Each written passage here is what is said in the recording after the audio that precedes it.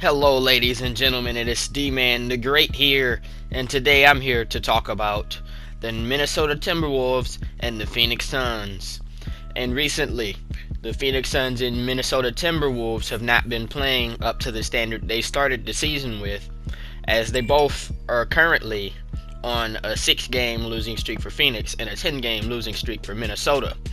And their schedules have been kind of difficult, to be fair, because they've played a lot of good teams so far this season. As the Suns have lost to the Lakers and played the Clippers on multiple occasions, and they played the Trailblazers, Nuggets, and Kings, and all just played majority of the good teams this season so far. And with that being said, there's if you want to make the playoffs, there's teams that you have to beat. And when you play a bad team, and then you have like 5 top 3 teams coming up right after, you have to beat these teams if you're the Phoenix Suns, because you're not going to make the playoffs if you don't beat the bad teams. The Memphis Grizzlies, no matter what their record is, are not a good team. They're most likely not going to make the playoffs. Like, it'll literally be an anomaly if this team makes the playoffs for the Grizzlies. But you got to beat teams like that. You have to beat teams like the Timberwolves. Timberwolves have to beat teams like the Suns. Like, the Timberwolves lost 10 straight. You have to beat Mavericks with no Luka. You have to beat Oklahoma City. You have to beat the Oklahoma City Thunder. You have to beat teams like the Hawks, the Spurs. You have to beat these teams. You have to beat the Wizards. You have to beat the Knicks. You have to beat the Cavs. You have to beat the Wizards. Like I probably already said that. You have to beat the Hornets. A lot of these teams are losing to the Charlotte Hornets. The Charlotte Hornets are the 9th seed in the East. They shouldn't even be contending for the playoffs. People were at the beginning of the season were claiming that this was going to be the worst team in the league by far. And really, based off of that, now we're in the position to where you have to fight back for the playoff spot you had, but now you have to pass Portland to get there, and you're probably not going to do that. And then the only team that doesn't look like it would fall out of the playoffs, that could possibly fall out, would be the Thunder. But the Thunder are a decent squad.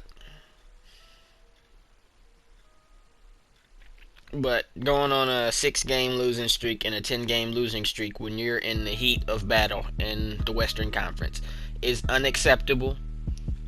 They should be ashamed of themselves for doing this when they were looking as good as they were at the beginning of the season. They should be ashamed.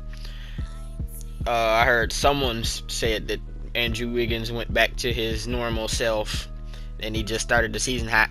But the last few games, to me, look pretty good numbers-wise, so I don't know if that's even true. But Andrew Wiggins is back to 25 points a game, Andrew Wiggins. So, that's really not an excuse neither. If it's just the two heads on the Timberwolves, everybody else has to step up. You need the squad around you. You can't just play with 2 guys. And now you gotta clean it up, man. You can't lose every game and then come up in here and try to make the playoff. You can't do it. And then this would be a big bust of a season if you knew you were going to come out and do this, and then hopefully you can get another draft pick now at this rate, because the Timberwolves, they just have been the unluckiest franchise of the last 20 years. Like, they tried to, well, actually not, they haven't been unlucky, because they did try to fleece the NBA. They tried to fleece the NBA, and then the Stern ran roughshod on their ass, and then pretty much ruined a few years of their stuff. And then Kevin Garnett ended up missing the playoffs 3 years from '05, '06, and '07, which led to a playoff drought for 10 plus years.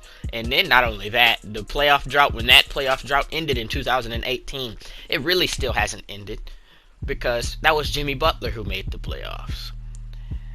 And then Towns stepped up his game, and then he won the games needed to get to the playoffs, like beating Golden State when Steph Curry wasn't playing.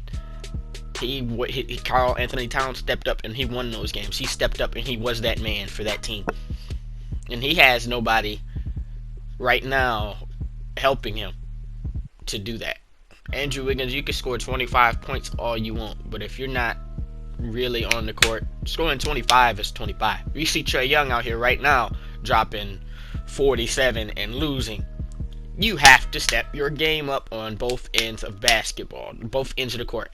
And then not only that, really, I think personally, from just my own look at it, playing defense is essential. People like Josh Okogie are starting caliber players because he plays defense and can give you offense. People playing defense is what's going to make you the playoffs, and people playing defense is what's going to get you far in the playoffs. People playing defense, that's where you can go with that. When somebody steps their game up, that's what gets you places in the NBA. That's what gets you places in college. And that's all I'm going to say about it. But the Phoenix Suns and the Minnesota Timberwolves have to do better if they want to make the playoffs, if they don't desire to leave their respective cities. Because at this rate, I think personally, the Suns and Devin Booker need to part ways, or the Karl Anthony Towns and the Timberwolves need to part ways, because the Minnesota Timberwolves, they said the Cleveland Cavaliers were a bad franchise. Well, if the Cleveland Cavaliers are a bad franchise, the Timberwolves are absolutely disgusting. And the only thing good they have going for them is Karl Anthony Towns and Flip Saunders. And the Phoenix Suns, we literally had the mayor of the city getting up there, or the governor or somebody getting up there telling the owner to sell the team. We don't even need to talk about they ass no more. But I thank you guys for watching. Please like, comment, and subscribe, and I'll catch you dudes later.